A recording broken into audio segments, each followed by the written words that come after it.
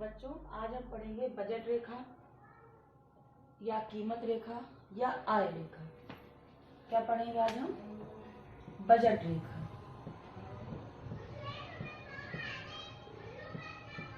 इसको ही हम कीमत रेखा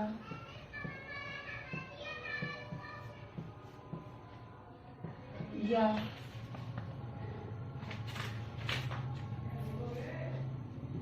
आय रेखा भी कहते हैं।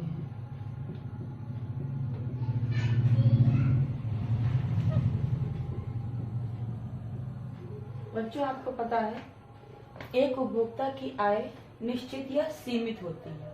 ये बात पहले बता चुकी हूँ कि किसी भी उपभोक्ता की आय जो होती है निश्चित या सीमित होती है और वो जिन वस्तुओं का प्रयोग करना चाहता है उन दोनों वस्तुओं की कीमतें भी बाजार में निश्चित होती हैं, क्योंकि वो कीमतों को प्रभावित नहीं कर सकता। कीमत को प्रभावित करने वाले तथ्य अलग होते हैं, अभी हम उनकी बात नहीं करेंगे।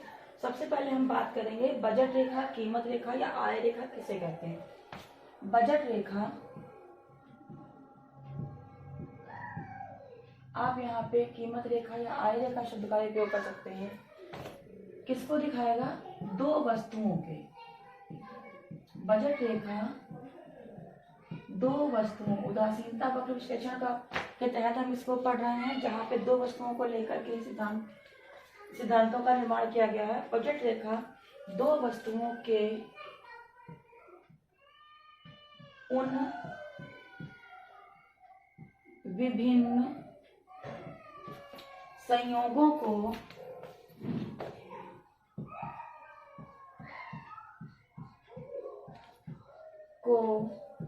दर्शाने वाली रेखा है, जिसे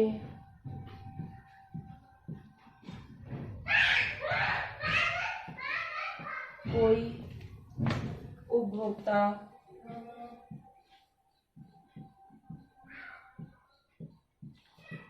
दी हुई आय तथा दी हुई कीमत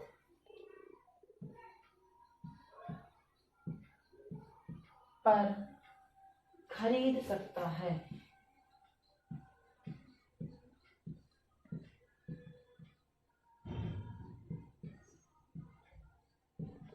ठीक है बच्चों, कि बजट रेखा दो वस्तुओं के उन विभिन्न संयोगों या बंडलों को दिखाने वाली रेखा है, जिसे कोई उपभोक्ता दी हुई आय, यानी कि उसकी आय निश्चित होती है, दी कीमत पर, दी हुई कीमत यानी कि जो कीमत वस्तुओं की बाजार में निश्चित है पर खरीद सकता है, उसे हम क्या बोलते हैं? बजट रेखा। बच्चों, अब हम देखेंगे बजट रेखा का समीकरण।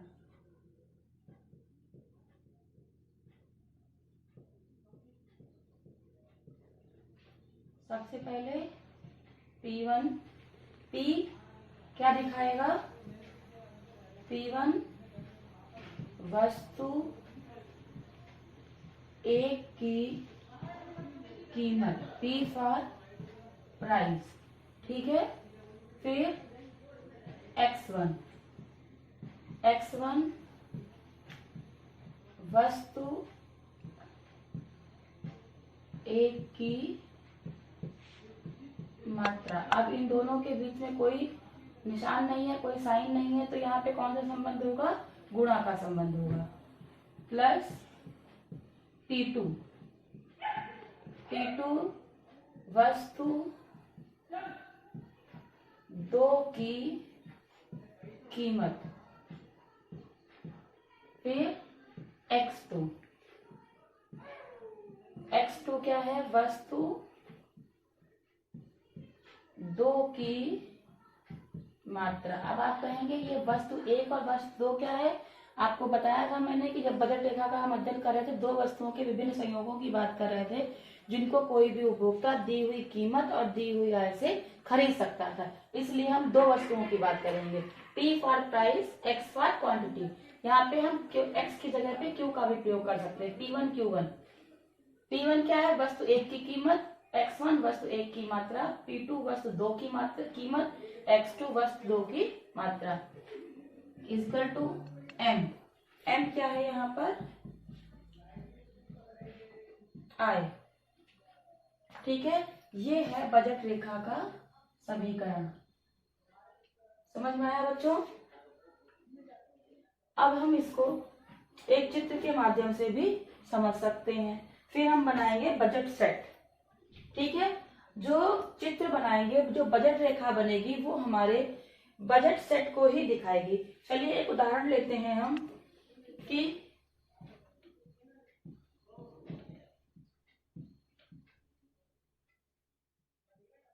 एक उपभोक्ता की आय है 300 रुपए 300। ठीक है, जो x1 वस्तु है, x1 वस्तु की कीमत बराबर कितनी है? x1 वस्तु की कीमत है 10 रुपए और x2 वस्तु की कीमत है 5 रुपए। अब हम बनाएंगे बजट सेट। बजट सेट देखिए,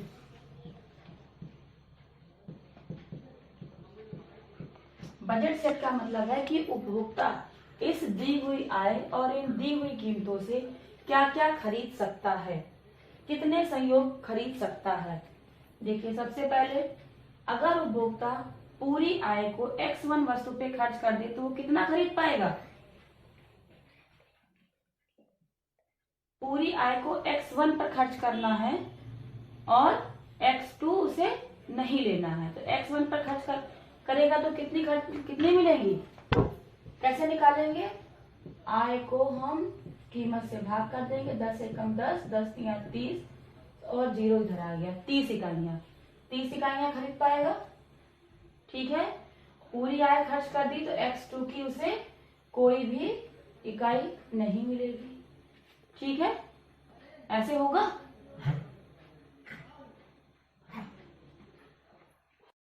देखिए, जब हमने आपको जो बजट सेट बताए थे उसी की सहायता से अब हम बजट रेखा बनाएंगे। सबसे पहला क्या था? 0 4, फिर 1 3, 2 2, 3 1, 4 0।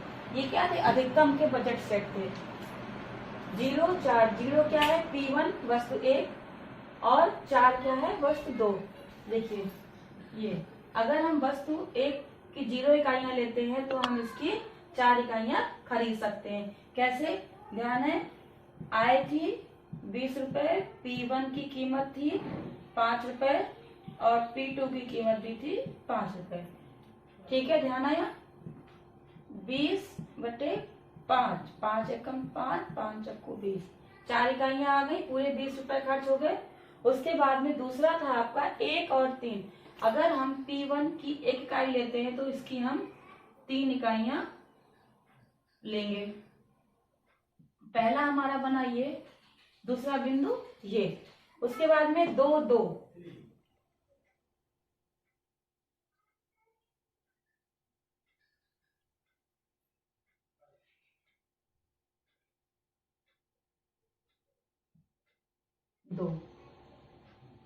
ठीक है बच्चों। उसके बाद में क्या है? 3 और 1। अगर हम P1 की 3 इकाइयां लेते हैं तो हम P2 की कितनी इकाइयां लेंगे? 1। ठीक है, उसके बाद में अगर हम P1 की 4 इकाइयां लेते हैं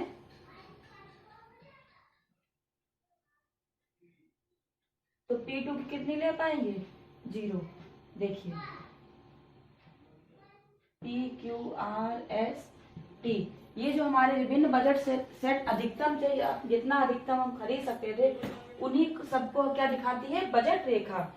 यानी ये जो चित्र है, ये जो रेखा है, ये कहलाएगी आपकी बजट रेखा।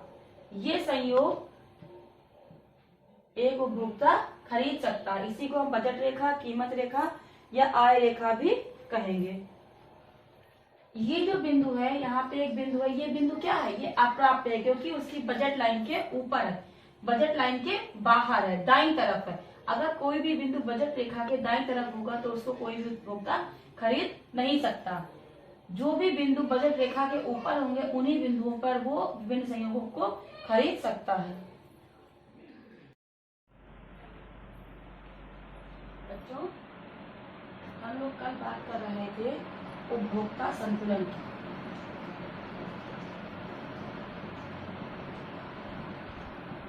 उपभोक्ता संतुलन,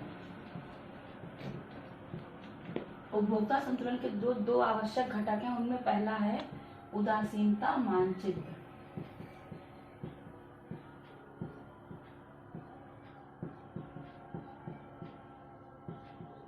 जिसके बारे में मैं आपको कल बता चुकी हूँ। और दूसरा है बजट रेखा का ढाल।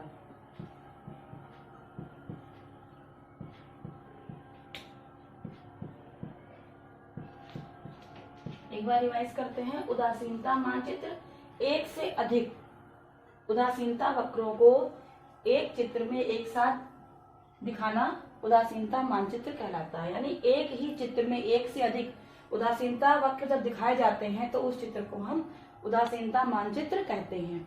और हर उदासीनता वक्र जो बाएं से दाईं ओर बढ़ता है वो उपभोक्ता के ऊंचे संतुलन स्तर को प्रदर्शित करता है। उसके बाद में दूसरा है आपका जो उपभोक्ता संतुलन के लिए आवश्यक जो दो घटक है, उनमें बजट रेखा का ढाल। सबसे पहले बजट रेखा क्या है ये एक बार हम फिर से देखते हैं। ओ एक्स ओ वाई, यहाँ पे हम x वस्तु लेंगे, यहाँ पर हम y वस्तु लेंगे। ध्यान आ रहा है बच्चों? इस तरीके से बाएं से दाएं गिरती हुई ये हमारी बजट रेखा है। ठीक है। बजट रेखा का ढाल हम कैसे निकालते हैं? बजट रेखा का ढाल निकालने का सूत्र है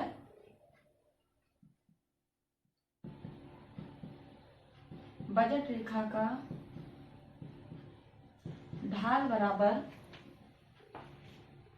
लंब बटे आधार। इसे tan थीटा भी कहते हैं, लंब बटे आधार, tan थीटा भी बोलते हैं। tan थीटा को अगर आप लिखेंगे तो लंब बटे आधार होगा। ठीक है बच्चों। लंब, अब देखिए इस क्षेत्र में लंब क्या है, ओ वाई लंब है और ओ एक्स आधार है। तो ओ वाई पे हम क्या दिखा रहे हैं, ओ वाई पे हम दिखा रहे हैं एम यानी आय, और वाई वस्तु की कीमत, तभी तो हम मात्राएं निकाल पाए हैं। जैसे हमारी आय 40 रुपए है, 10 रुपए में एक इकाई मिलती है, 10 चक्कू 40, तभी तो हम यहाँ पे 1 2 3 4 इकाइयां दिखा पाते हैं। तो लंब क्या दिखा रहा है, आय बटे वाई वस्तु की कीमत। तो यहाँ पे हम लंब के लिए लिखेंगे आय बटे वाई वस्तु की कीमत।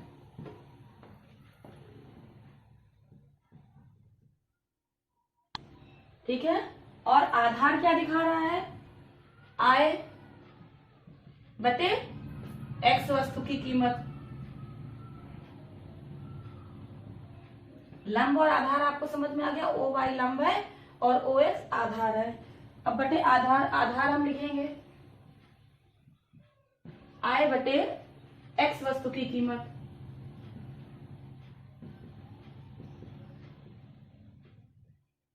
अब देखिए क्या होगा, आय को हम एम से दिखाते हैं, वाई वस्तु की कीमत यानी P Y upon M upon P X. अब इसको सॉल्व कर दीजिए, M upon P Y into P X upon M. M cancel हो जाएगा, आपको क्या मिलेगा, P X upon P Y. यानी बजट रेखा का ढाल क्या होता है, P X upon P Y.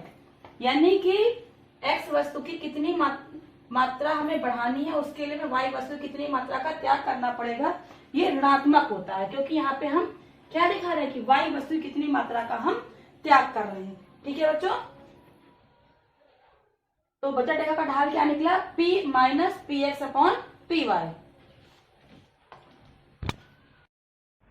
बच्चों अब हम देखेंगे एक एग्जाम्पल है हमारे पास में कि उपभोक्ता की आय 20 रुपए है, दो वस्तुएं हैं P1 और P2, दोनों की कीमत 5 रुपए है। बजट सेट क्या है? बजट सेट वो संयोग है जिनको उपभोक्ता अपनी आय पर दी हुई कीमतों पर खरीद सकता है। सबसे पहले देखिए, अगर हम देखें P1 की एक भी इकाई ना खरीदे और P2 की एक भी ना इकाई खरीदे, पहली स्थिति ये हो सकती है। दूसरी स्थिति P1 की एक भी इकाई ना खरीदे, इसकी एक इकाई खरीदे, ठीक है। उसके बाद में 0 और 2, उसके बाद 0 3, उसके बाद में 0 4। अब क्या हम 0 5 लिख सकते हैं बच्चों? 0 5 संयोग बन सकता है? आप बताइए। नहीं बन सकता। क्यों? क्योंकि उसकी आय कितनी है? 20 रुपए। अभी देखिए P1 0, यानी P1 की एक भी इकाई नहीं खरीदी, P2 की एक भी इकाई नहीं खरीदी, यानी उसने कोई भी पैसे खर्च नहीं किए। इसमें देखिए उसने P1 की 0 इकाई खरीदी, P2 की एक इकाई खरीदी, एक इकाई की कीमत 5 रुपए, यानी उसने केवल 5 रुपए भी खर्च किए। दूसरा संयोग क्या हो सकता है कि P1 की एक भी इकाई नहीं ली, P2 की 2 इकाइयां ली, यानी कि 5 दूनी 10 रुपए उसने खरीदे। अब यहाँ पर उसने 3 इकाइयां ली, यानी कि 15 रुपए खर्चे। उसके बाद में 4 इकाइयां ली, यानी 4 पंचे 20, पूरे 20 रुपए खर्च कर दिए। और अगर वो P2 की 5 इकाइयां खरीदना चाहता है तो क्या खरीद पाएगा? 5 गुणे 5 यानी 25। वो 25 रुपए खर्च करेगा, जबकि उसकी आय कितनी है? 20 रुपए। यानी ये बजट सेट उसका नहीं हो सकता, ठीक है। यह संयोग वो प्राप्त नहीं कर सकता। अब अगला हम देखेंगे, वह P1 की एक इकाई खरीदे और इसकी P2 की एक भी इकाई ना खरीदे, कितने रुपए खर्च हुए यहाँ पे? 5। दूसरा संयोग देखिए, P1 की एक, P2 की एक, कुल कितने रुपए खर्च हुए? 5 और 5 10। दूसरा P1 की एक, P2 की 2, 5 दूनी 10 और 5 15 रुपए खर्च हुए। P1 की एक और P2 की 3, यहाँ पे उसने खर्च किए 15 रुपए, यहाँ पर एक इकाई लिया, नहीं 5 5 चक्कू 20। ठीक है बच्चों, समझ में आ रहा है ना? उसके बाद में P1 की 2 ले, इसकी एक भी ना ले, 2 और 1, 2 और 2, 10 P1 पे खर्चे, 10 P2 पे खर्चे, ठीक है। उसके बाद में 3 0 3 1, कुल उसके इतने ही संयोग होंगे। अब बजट रेखा क्या दिखाएगी? अधिकतम को दिखाएगी। एक इसको ये संयोग खरीद सकता है, ये अधिकतम है, ये अधिकतम है, ये अधिकतम है। यानी कोई भी उपभोक्ता अपनी दी हुई आय 20 रुपए और P1 और P2 जहां पर दोनों की कीमतें, वस्तु की कीमतें 5 रुपए हैं, वहां पर वो ये संयोग खरीद सकता है, ठीक है बच्चों।